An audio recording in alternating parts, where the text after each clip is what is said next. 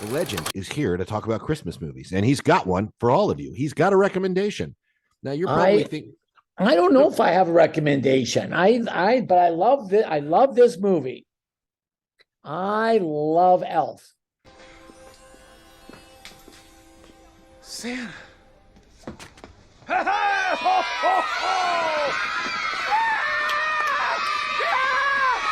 me, buddy! It's me! Hey, buddy, how you doing?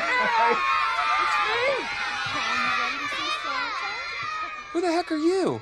What are you talking about? I'm Santa Claus. No, you're not. Why, of course I am. Well, if you're Santa, what song did I sing for you on your birthday this year? Happy birthday, of course.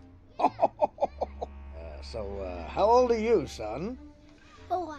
You're a big boy. What's your name? Paul. And what can I Paul, get you for Christmas? Don't tell him what you want. He's a liar. Let the kid talk. You disgust me. How can you live with yourself? Just cool it, Zippy. You sit on a throne of lies. Look, I'm not kidding. You're a fake. I'm a fake? Yes. How'd you like to be dead? Huh? No, he's kidding. You stink. I think you're gonna have a good Christmas, all You right? smell like beef and cheese. You don't smell like Santa. Okay. Oh! He's a monster! He's a fake! He's a fake! I swear! He's a fake!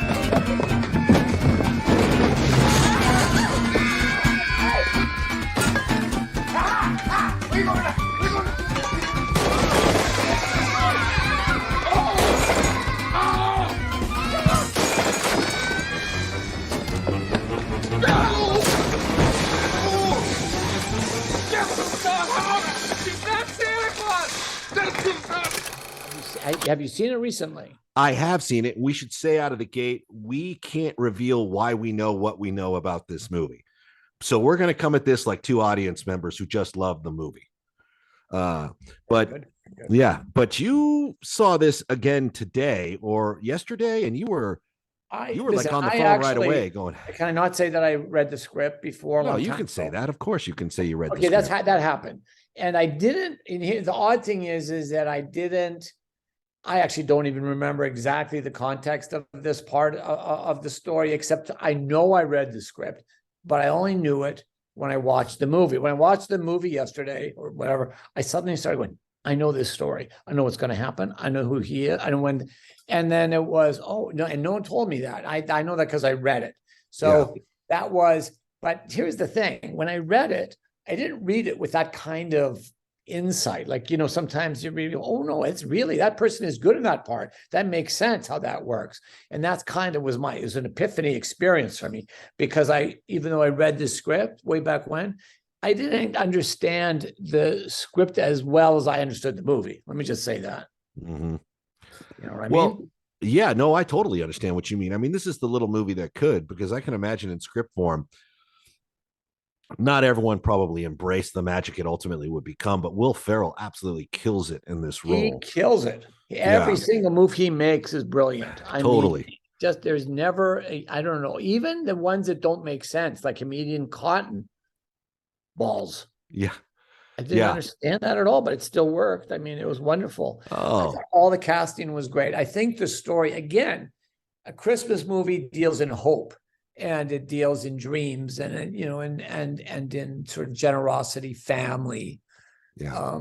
It deals in love and and romance, and this had all of those themes, and it was terrific because you had a cast that was great, and you had a great script, a great way of telling the story. And of course, it's about this character played by Will Ferrell, who somehow ended up as an elf working in Santa's workshop, but he wasn't really an elf. He was just a human who was much bigger than everyone else. So that in itself was hysterical.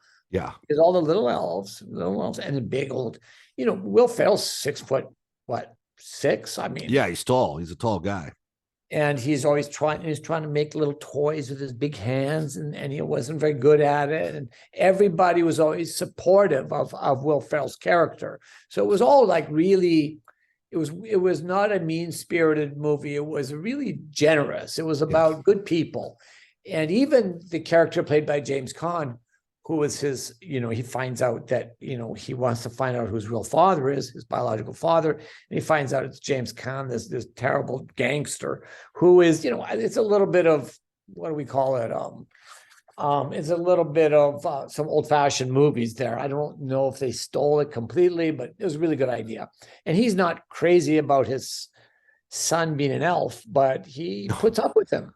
This isn't the ideal. Yeah, this isn't the ideal son discovery candidate for those dads who unplug their phone on Father's Day and suddenly get a knock on the door. This isn't the guy you necessarily would want. I mean, ultimately, yes, but on the surface, when you meet him, it's kind of like there's a lot to take in from this character. If you tell, and this is the thing about the script, is that if you tell me a story like this, I'm going, I don't know if I buy this. This father, this guy's looking for his real father, and he finds out it's James Caan, and he's sitting around the dinner table with it because he brings him home into his family. And you're like, can we make this work dramatically? Does the audience going to buy this?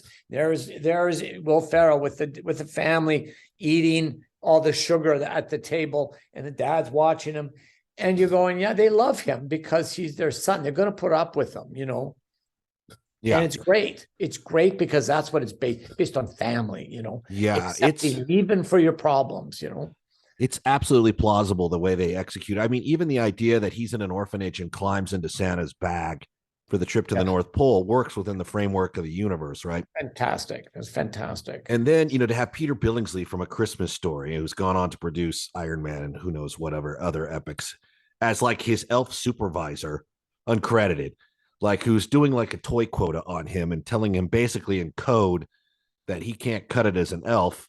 And the whole thing just set to like a Burl Ives, Rudolph the Red-Nosed Reindeer type claymation or landscape is just, or whatever the hell it is. Wow. He's an elf. He's like working away there. He can't, the Jack in the Boxes freak him out so much. He can't make very many of them because he gets so shocked when they jump out again, that it takes him, he can only do 50 or 60 of them a day.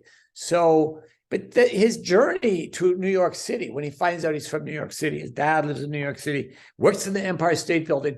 He gets on an iceberg and he floats to New York City. I mean, that's basically, and we accept it, because it's in the genre and the flavor and in the mythology of Christmas, A climate change reference, no doubt.